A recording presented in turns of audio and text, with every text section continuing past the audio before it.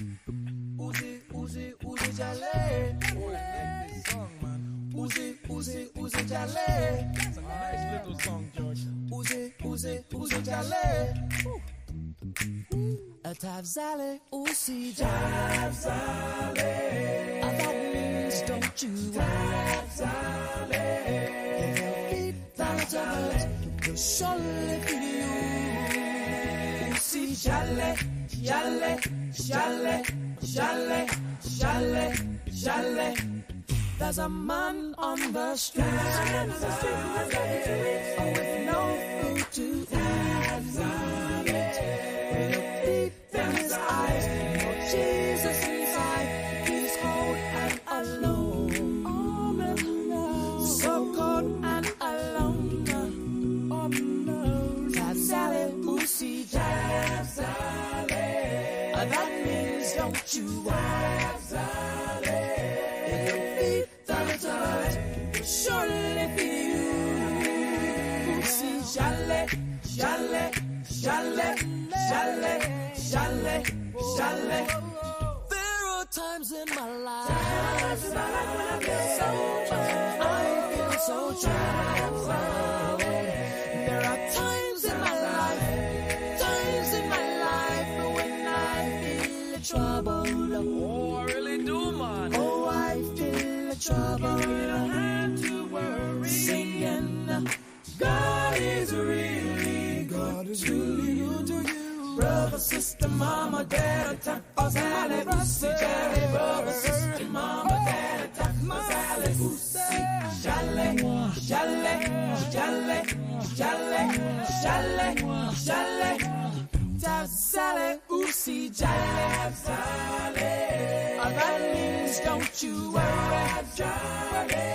Yes, it is gonna, and his love never hurts. Uzi Jale, Jale, Jale, Jale, Jale, Jale. Singing, God is really good to you. God is really good to me. God is really good to you. Brother, sister, mama, dad, Tavzale, Uzi Jale. Brother, sister, mama, dad, Tavzale, Uzi Jale, Jale, Jale, Jale, Jale, Jale. Tavzale, Uzi Tavzale. That means don't you Tavzale. Yes, if I was good, they never spend. Uzi Jale, Jale, Jale, Jale, Jale, Jale. British people, man. It's all in the hands of God. Don't worry, man. We're the best Jamaican accent you ever heard in your life.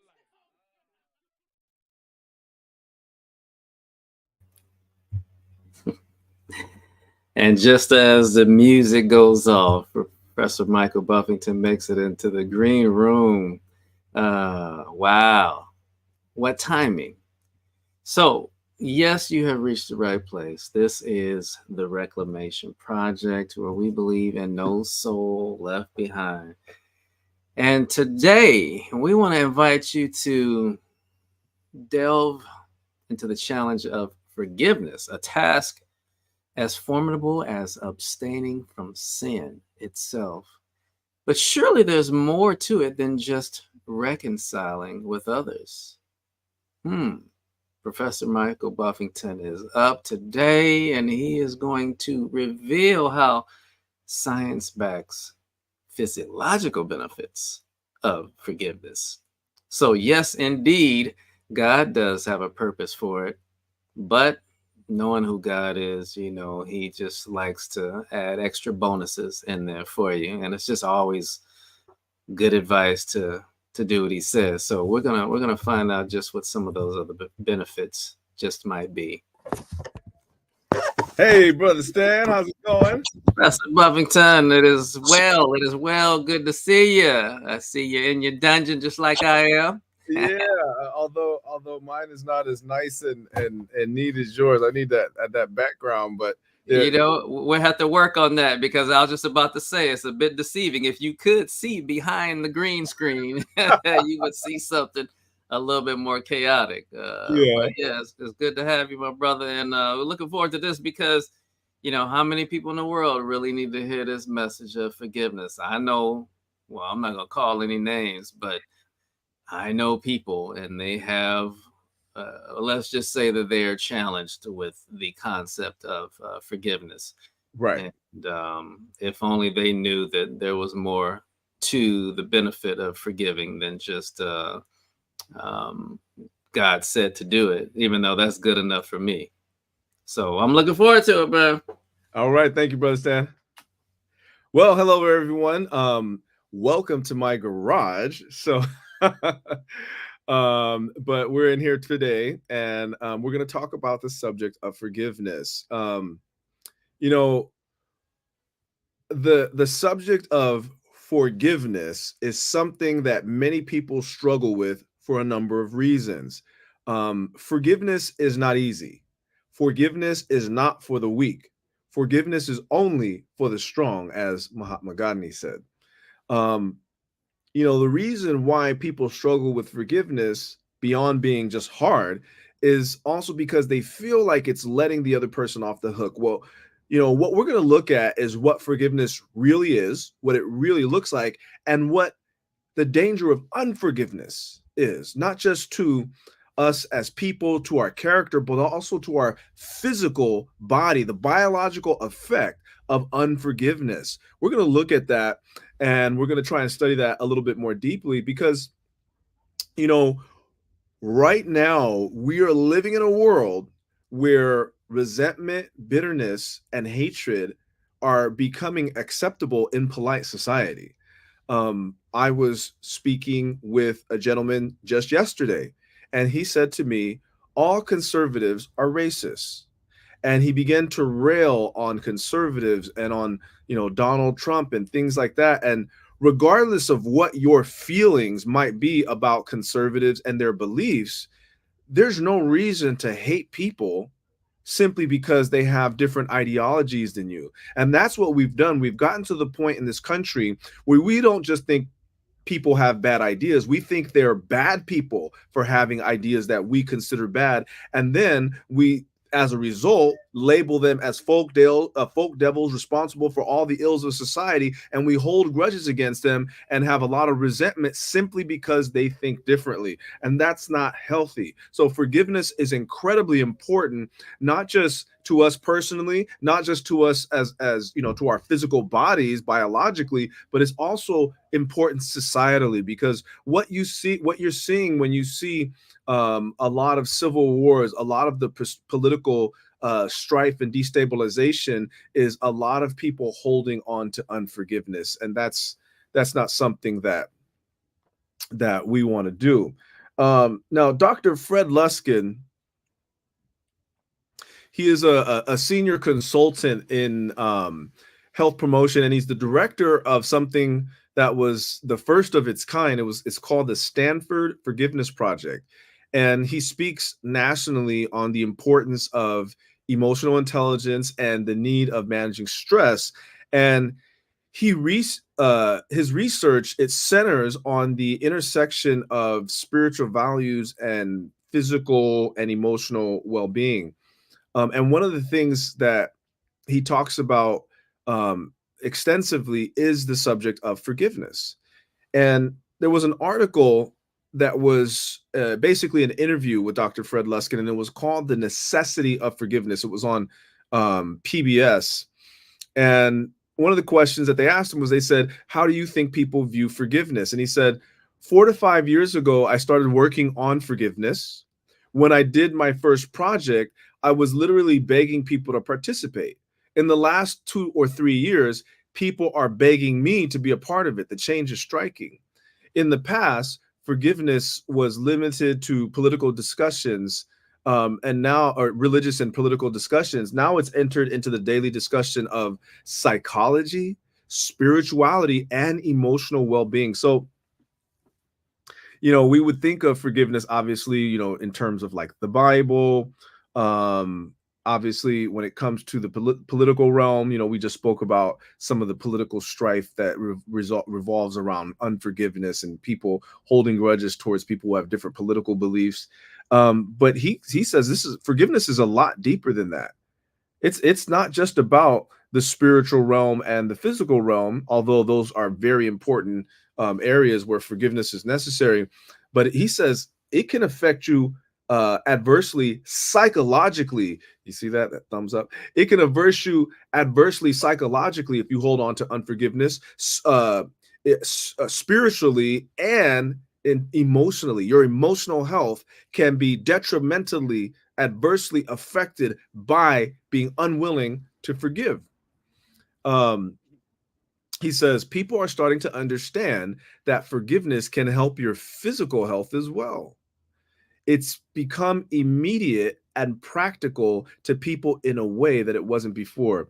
I said this before, or probably in the past, but it's been proven that just 6 minutes of a negative emotion can depress your immune system for up to 21 hours.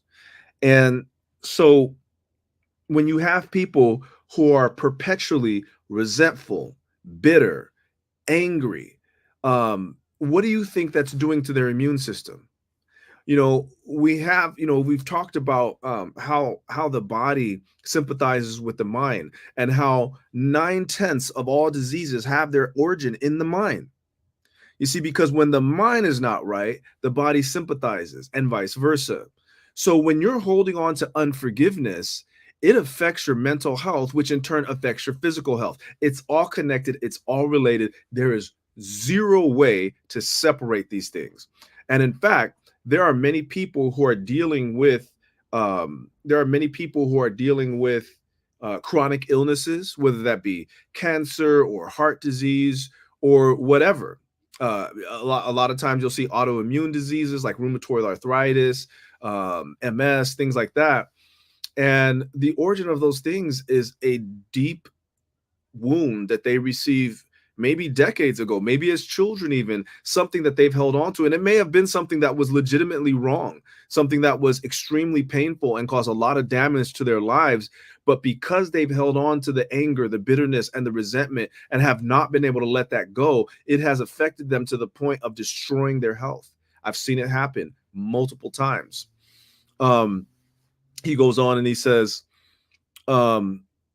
we're experiencing the consequences of a culture that is excessively angry. We just talked about that, right? I mentioned a person that is of a particular political persuasion, and who just outright said all conservatives are racist. I said, how do you know that? Why would you think like that?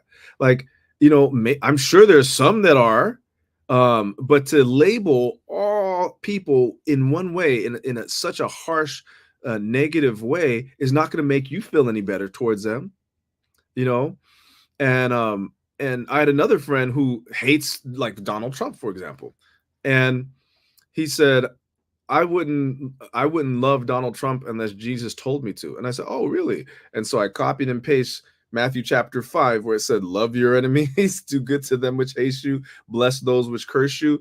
And that sort of ended the chat stream. But my point to him was that it's not good to hate anybody, whether you agree with their political. I mean, there's a lot of people in the world. I mean, I won't talk about my political beliefs because that's irrelevant, but there are a lot of people in the world who think, say, and do things that I vehemently disagree with.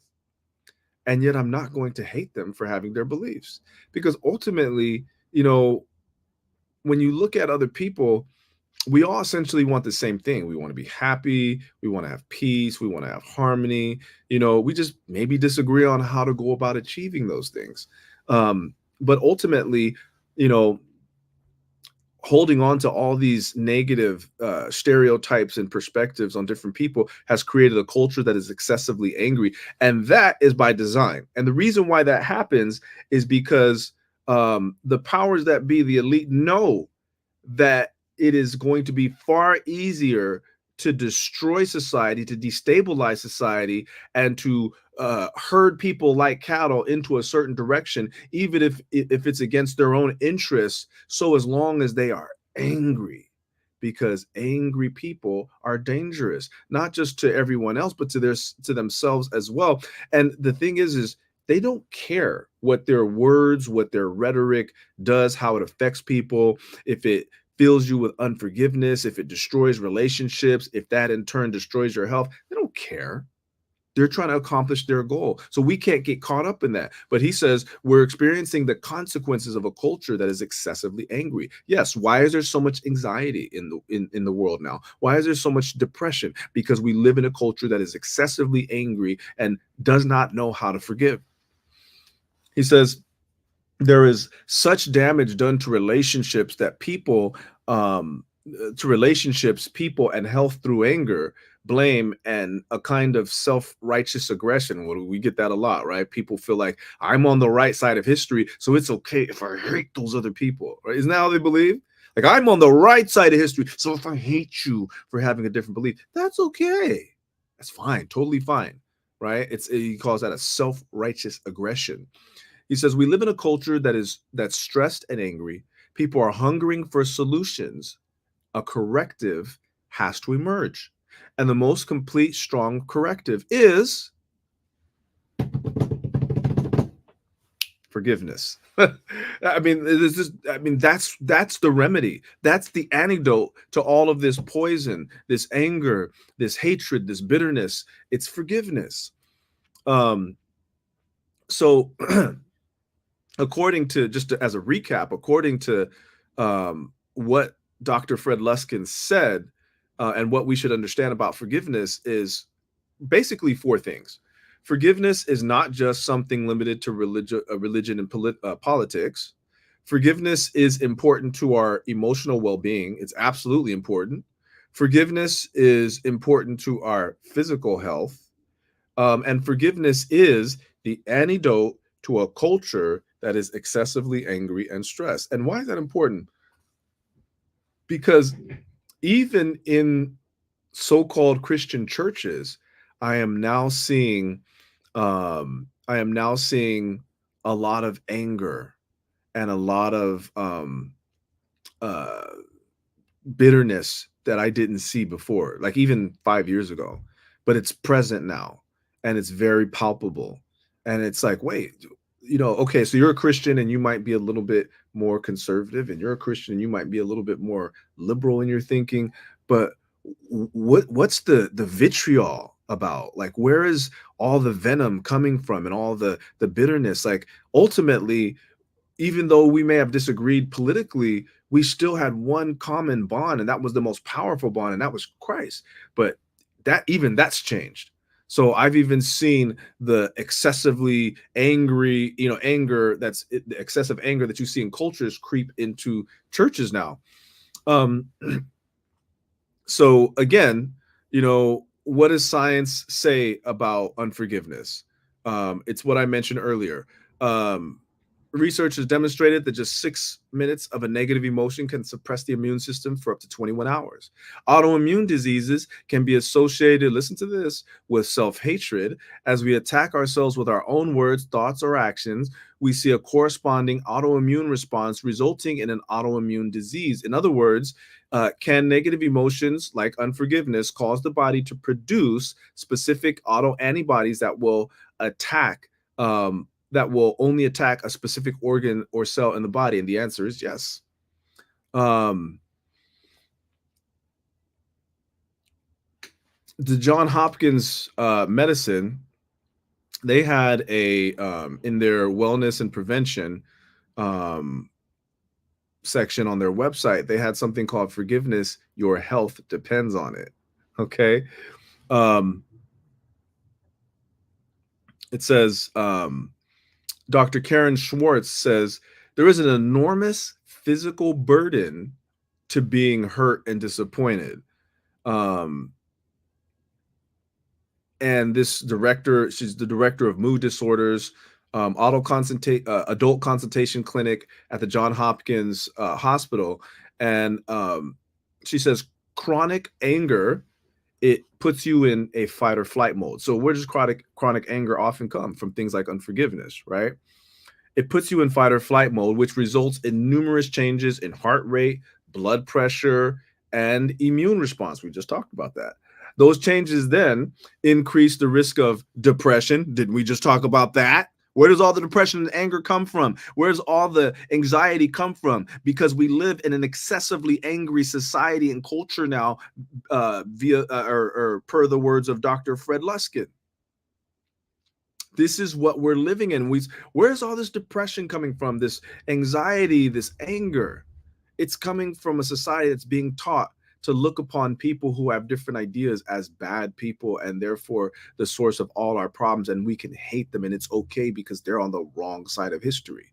You see, politicians will use that rhetoric. They're on the wrong side of history. Why? Because it makes people feel okay with hating other people. How do you know? Are you clairvoyant? Do you know that, oh, we're going to look, in 10 years, we're going to look back and see those people and they're going to be horrible? Only time will review who was on the quote unquote right or wrong side of history. So it is one of the most arrogant and dangerous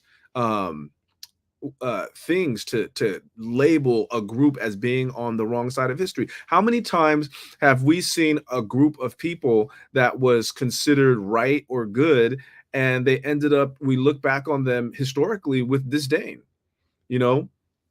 Adolf Hitler, at one point, he had fans. He had actual fans in the United States. He was Time Man of the Year. He wasn't hated by everyone. It is only, in retrospect, as with the benefit of history, that we can look back and see that he was a horribly evil person. That's it. We couldn't see that before. So it's really, it's strange, the language that people use, because it makes other people feel like, oh, it's okay to hate that group. And if it's okay to hate that group, then it's okay to yell at them and swear at them and scream at them. And in fact, it's okay to beat them up if they wear the wrong hat, or, this is the kind of sick ideologies that are being perpetuated in our culture and in our society, and that has a deleterious effect on the health. Dr. Karen Schwartz continues and says, those changes then increase the risk of depression, heart disease, diabetes, and other conditions. And people, listen to this, people who hang on to grudges, however, are more likely to experience severe depression and post-traumatic stress disorder, as well as other health conditions. Wow. Did you hear that?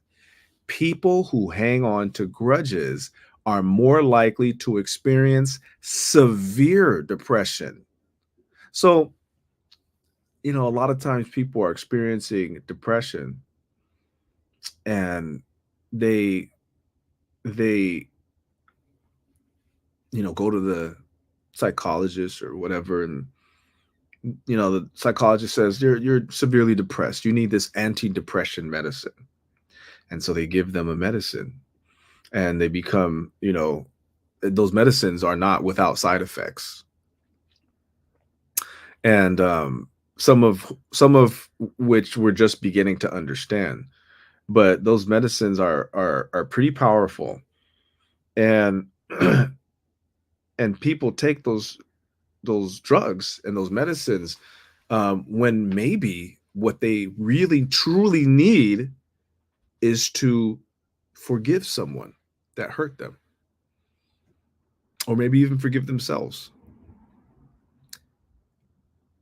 The drugs that the doctor gives them, it doesn't deal with the source of the problem. It only deals with the symptoms. And so you become a perpetual slave to that drug to live. You need your meds. Now, I'm not saying that everybody doesn't need, mental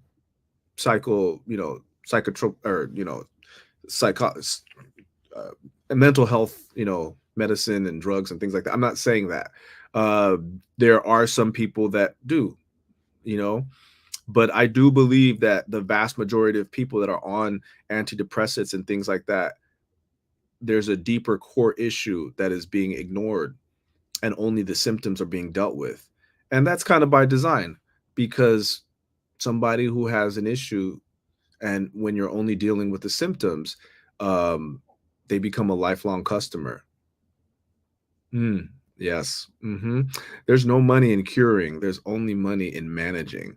The healthcare system should be called the disease management system, because that's all they want to do is manage your diseases right into the grave. You're a lifelong customer at that point. Because if they actually cure you, then guess what? You don't need their services anymore. They don't want that, because that would affect the bottom line. So you have to be really careful about believing everything your doctor says, because sometimes they have ulterior motives and are a bit nefarious. In actuality, maybe that doctor, that psychologist, that therapist, maybe what they do is they need to get to the root, they need to strike at the root of the issue to help you overcome that depression. So, and again, I want to be clear. I'm not saying that, I'm not trying to trivialize people's, depression issues, their pain, their struggles. I'm not trying to say that there aren't people who do need these things, but what I am saying is that I believe the vast majority of people who struggle with these things really don't need them. Um, Instead, what they need is forgiveness. Another article that I have here, it's called "Holding a Grudge Can Make You Sick: How Your Health Depends on Forgiveness," and it's written by Ashley Abramson. It's very interesting, and it's a pretty long article, but I just highlighted some points. And the first one was that she brought out how in a 2015 study, Dr. Lauren Toussaint found that forgiving others, listen to this Dr. Lauren Toussaint found that forgiving others is associated with lower levels of depression, anxiety, and hostility, and higher positive emotions and satisfaction in life. Now, just humor me for a minute. I would venture to say that the vast, overwhelming majority of people would like to have higher positive emotions and satisfaction in life. I mean, correct me if I'm wrong in the comments. Correct. Tell me, nope, that's not the case. We want to be angry and miserable and sad and depressed. That's what we want. Because I would say that that's probably a very small amount of people who are that twisted that they actually want to feel that way.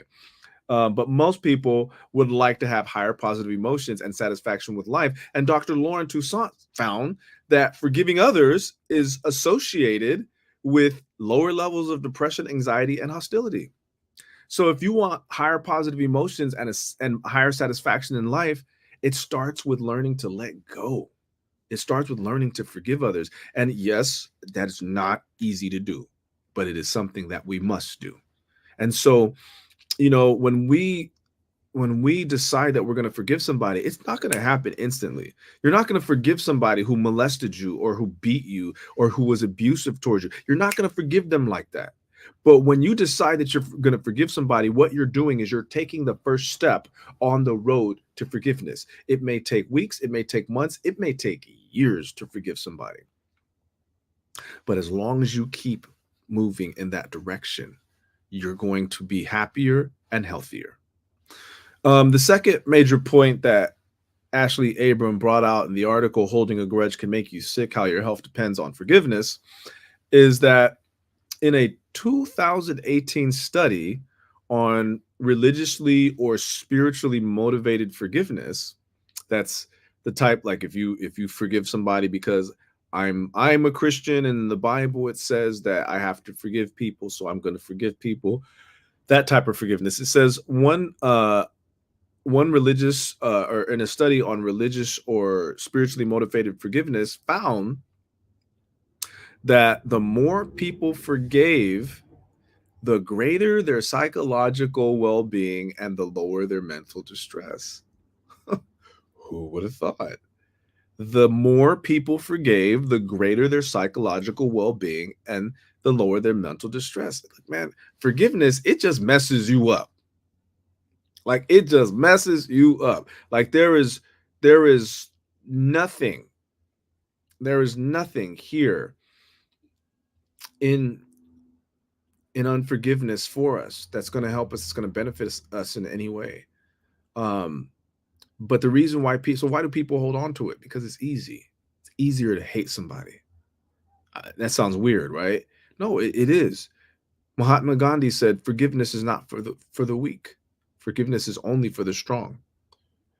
It takes a strong person to forgive, and sometimes we don't have the strength. And this is where I, as a Christian, this is where I feel good, because my power to forgive, which ultimately leads to fewer symptoms of depression and anxiety, higher life satisfaction, and higher positive emotion, that comes from my connection with God. And I've seen many people who were full of unforgiveness for many, many years be able to let go, um, through a connection with God. But there's also, according to this article, plenty of evidence that physical health is a byproduct of mental health. What did I say earlier? 9/10 of all diseases have their foundation in the mind. So Tucson's 2016 study suggests that forgiving someone is an antidote to stress.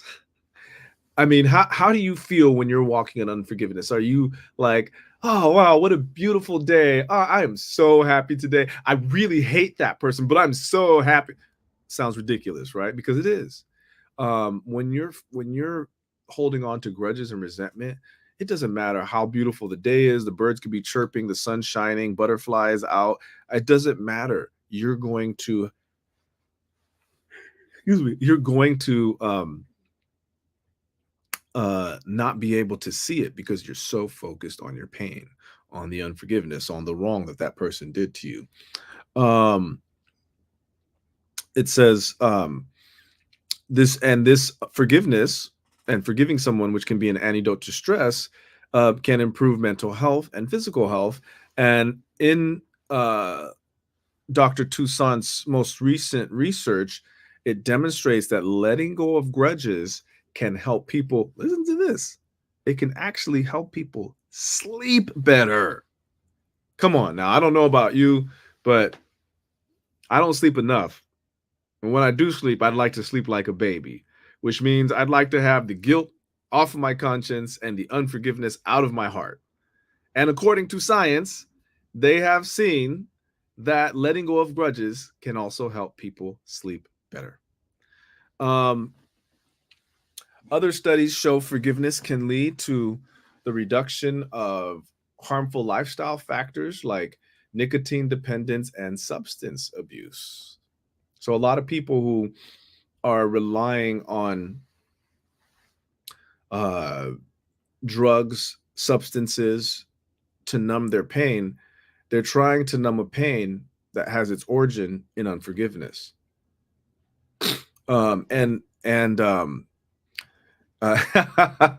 That's right. You can even sleep better, right? Also, there's plenty of evidence that these benefits are the reason why Dr. Tyler Vander Weel, who's a professor of epidemiology at the Harvard T.H. Chan School of Public Health, believes that forgiving someone is a public health issue. This is what he believes.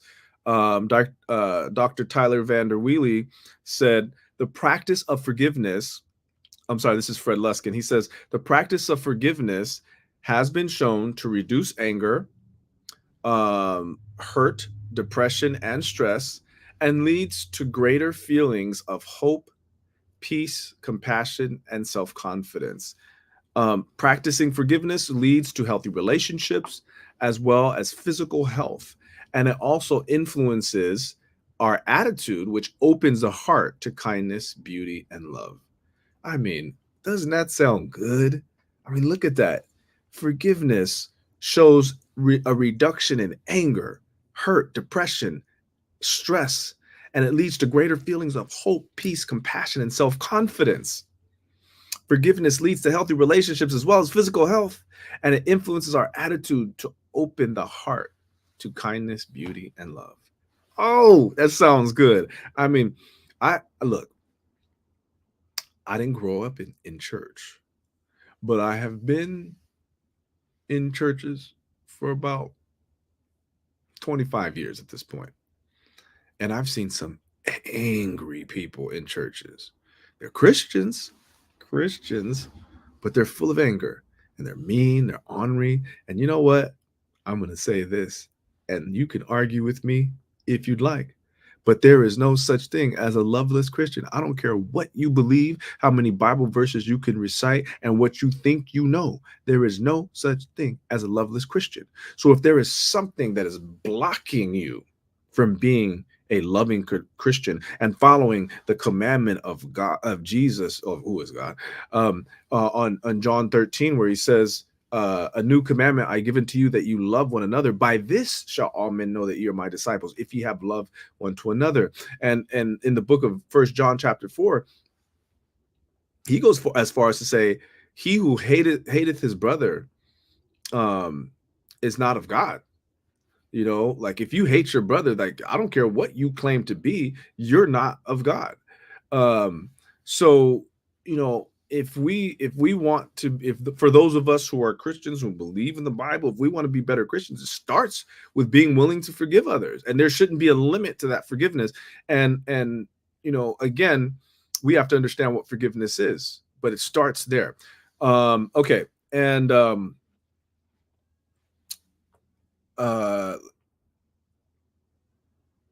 so let's let me find my place again. I got a little lost here in my notes.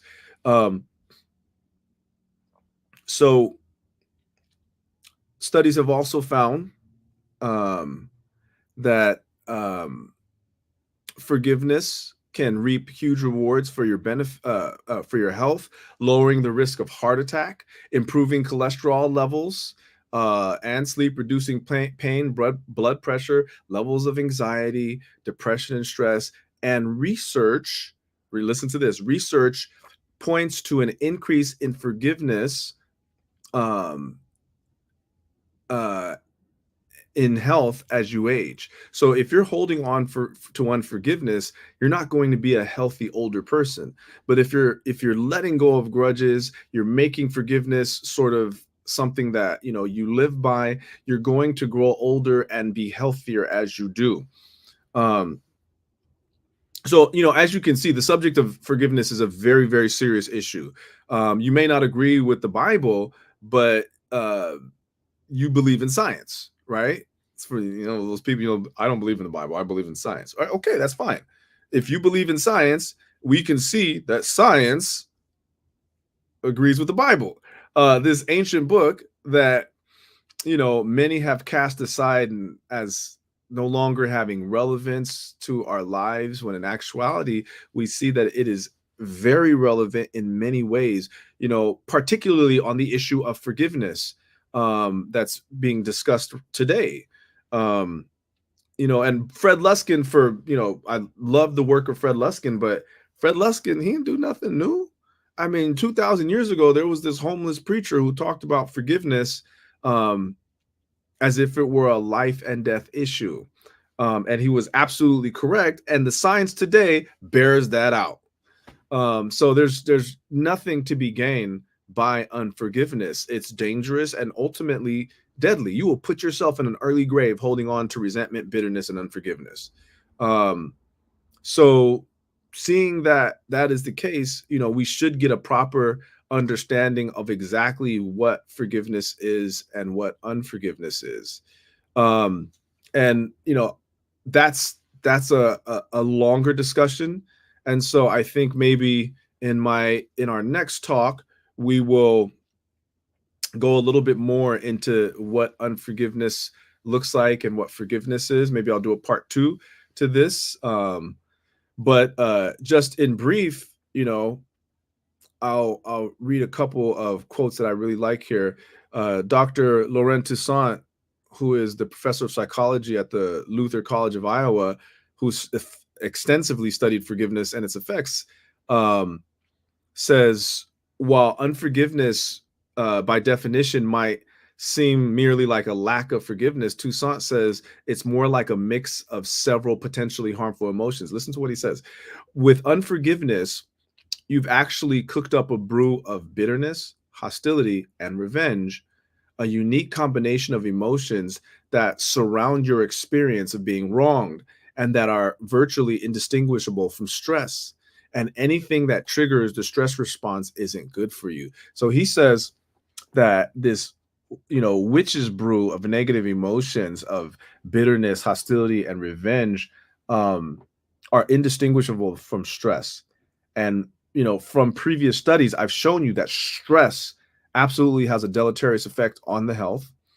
And we've talked about this just today, that a lot of physical diseases are simply based on the fact that people are holding on to negative emotions that they won't let go. And you can be doing all the right things, eating the vegan diet, the vegetarian diet, drinking the green juice, exercising, doing all the right things, getting 8 hours of sleep a night, drinking water, et cetera, et cetera.